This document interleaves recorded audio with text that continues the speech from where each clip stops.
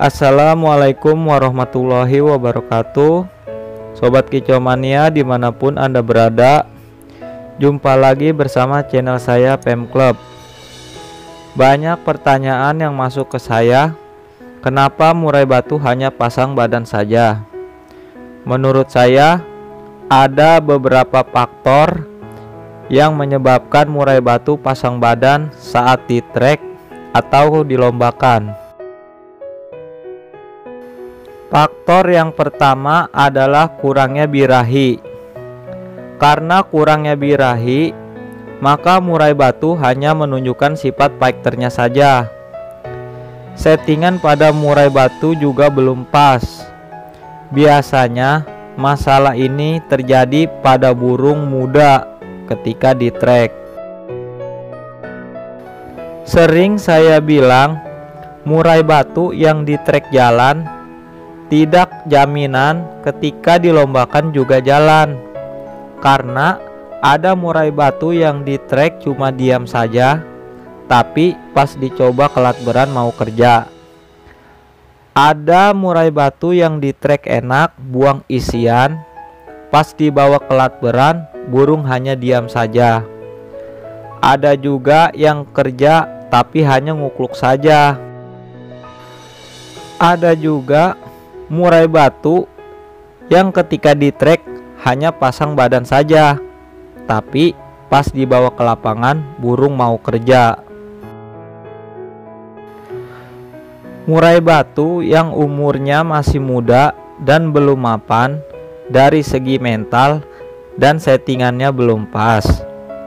Ketika di trek ada yang istilahnya menunggu atau istilahnya ditekan duluan. Jadi kalau lawan cuma bunyi biasa, dia tidak akan terpancing emosinya, sehingga menyebabkan murai batu hanya pasang gayanya saja. Hal ini juga bisa terjadi pada murai batu yang sudah berumur, karena settingan yang belum pas, sehingga birahi dan emosi belum ke titik yang pas, dan mental yang belum mapan. Ada juga murai batu yang ketika di rumah itu sudah gacor, enak, serta bahkan buang isian seperti layaknya burung mapan. Tapi pas ketika dibawa ke lapangan karena masih takut dan belum adaptasi dengan suasana lomba, maka ketika di lapangan birahinya drop, sehingga murai batu tidak kerja karena adanya penurunan birahi karena takut dengan suasana lomba. Umur, mental, adaptasi suasana perlombaan, dan settingan itu sangat mempengaruhi. Melatih murai batu kelat beran memang butuh kesabaran. Sama halnya seperti kita. Ketika kita baru mengikuti fitness dan baru berjalan 2 atau 3 kali saja, mana mungkin otot kita langsung terbentuk. Ajak jalan-jalan murai batu kita ke lapangan untuk adaptasi suasana lomba. Walaupun tidak lomba, tidak apa-apa. Ablak murai batu saat di lapangan. Tetapi tidak usah di trek. Lihat respon murai batu kita saat di lapangan.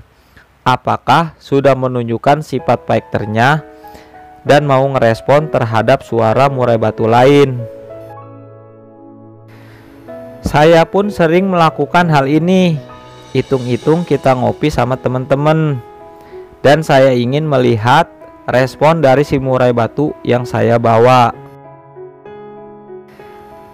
Karena sering saya mengalami murai batu yang saya bawa ke lapangan, dan murai batu di rumah belum gacor, tetapi pas pulang dari saya ajak jalan-jalan ke lapangan, murai batu menjadi lebih gacor.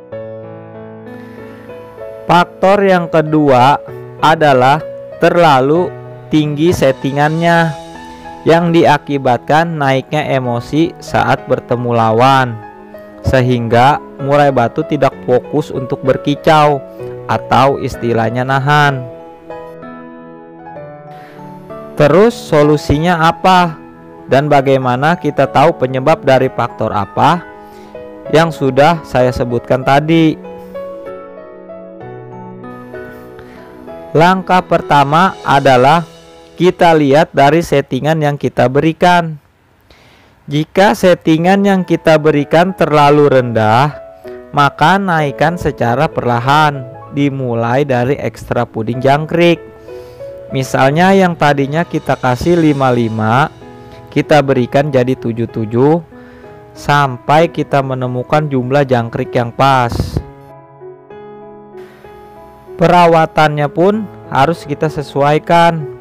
Misal yang tadinya durasi jemurnya hanya setengah jam, bisa kita naikkan menjadi 1 jam. Untuk murai batu yang hanya pasang badan saja, akibat settingan terlalu tinggi.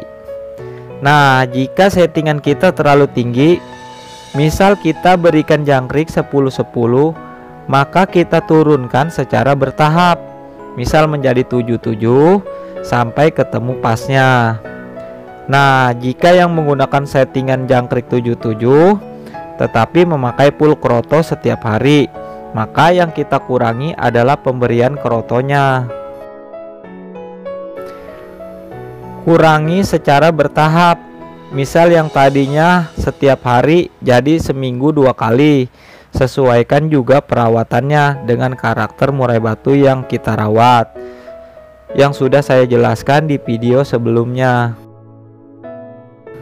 Pemberian ulat hongkong yang berlebihan pada saat di lapangan juga bisa menyebabkan murai batu hanya pasang badan saja.